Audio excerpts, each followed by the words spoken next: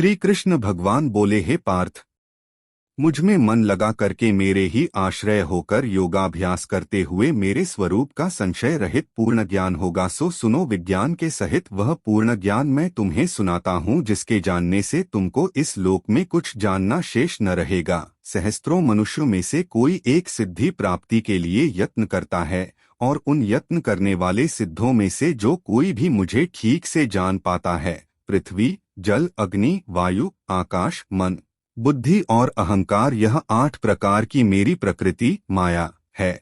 इस प्रकृति को अपरा अचेतन अर्थात जड़ कहते हैं। और हे महाबाहो, इससे दूसरी प्रकृति चेतन है, जिसने संपूर्ण जगत धारण किया है। इन्हीं दोनों प्रकृतियों से सब प्राणी मात्र उत्पन्न होते हैं। ऐसा जानो, यह प्रकृतियां हम ही से उत्पन्न हुई है।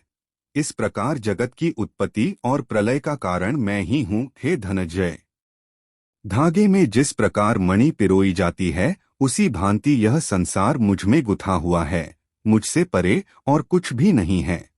हे कुंती पुत्र, जल में रस में मैं ही हूँ, चंद्रमा और सूर्य में प्रभा मैं ही हूँ, सब वेदों में प्रणव मैं ही हूँ, आकाश में शब्द तथा पुरुषों में जो पौरुष मैं ही हूँ। हे अर्जुन, पृथ्वी में जो सुगंध है तथा अग्नि में तेज मैं ही हूँ, सब प्राणियों में जीवन और तपस्वियों में तप मैं ही हूँ। हे पार्थ, संपूर्ण प्राणियों में सनातन बीज रूप मुझको ही जानना, बुद्धिमानों में बुद्धि रूप और तेजस्वियों में तेज मैं ही हूँ। हे भारत शर्भ, काम और रोग रहित बलवान पुरुषों में बल और पुरुषों में धर्म के विरुद्ध न जाने वाला काम मैं ही हूँ। जितने सात्विक, राजस, तामस पदार्थ है, वे सब मुझसे ही उत्पन्न हुए हैं, परंतु उनमें मैं नहीं रहता हूँ, ये मुझ में है।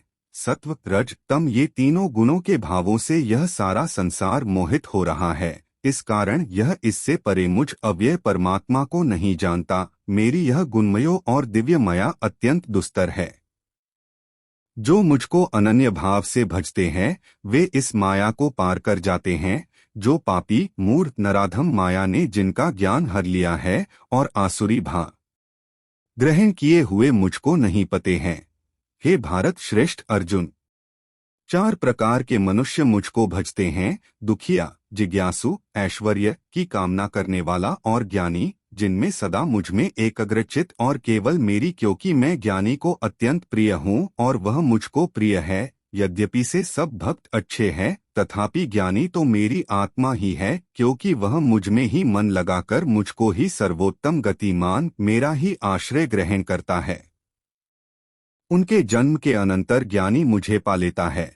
ऐसा महात्मा अत्यंत दुर्लभ है। सब जगत को वासुदेवमय समझे। अपनी 2 प्रकृति के नियम के अनुसार मनुष्य भिन्न 2 काम वासनाओं से अज्ञान में डूबकर उन फलों की चाहना से अन्य देवताओं के अधीन होकर उनकी उपासना करते हैं।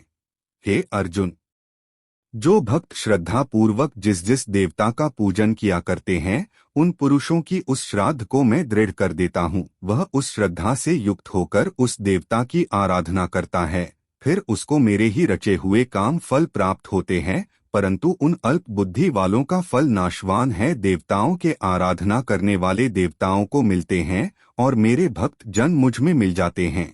मेरे अव्यय, अविनाशी, अत्युत्तम स्वरूप को न जानकर मंद बुद्धि लोग मुझे अव्यक्त को व्यक्त, देहधारी मानते हैं। मैं योग माया से आच्छादित होने के कारण सबको नहीं देखता हूँ, उसमें मूढ़ लोग अन्नादि तथा अविनाशी मुझको नहीं जानते। हे अर्जुन, मैं भूत, भविष्य और वर्तमान के सब प्राणियों को जानता हूँ, पर मुझे कोई भी नहीं जानता। हे भारत, हे परंतप, इच्छा और द्वेष उत्पन्न होने वाले सुख, दुख आदि द्वंद्वों के मोह से जगत के सभी प्राणी भ्रम में फंस जाते हैं।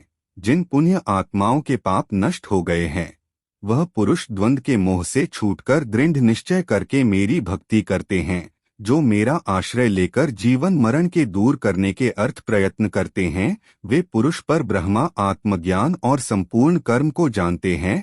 जो आदिभूत, अधिदेव और अधिज्ञ इन सब में व्यापक मुझे जान जाते हैं, वे समाधिनिष्ठ पुरुष मरण काल में भी मुझको जानते हैं। श्री नारायण जी बोले, हे लक्ष्मी, अब 7वें अध्याय का महात्म्य सुन। एक पटेल नाम नगर है, जिनमें संकुकर्ण वैश्य रहता था। वह व्यापार करने को नगर के बाहर कहीं को जाता था। रास्ते में संकुकर्ण को सर्प ने डसा, वह मर गया। उसके साथ ही उसकी दाह क्रिया कर आगे को सिधारे। जब लौटकर घर में आए, उसके पुत्र ने पूछा, मेरा पिता संकुकर्ण कहाँ है? उन व्यापारियों ने कहा, तेरे पिता को सर्प ने डसा था, वह मर गया और यह पदार्थ तेरे पिता का है, तू ले ले।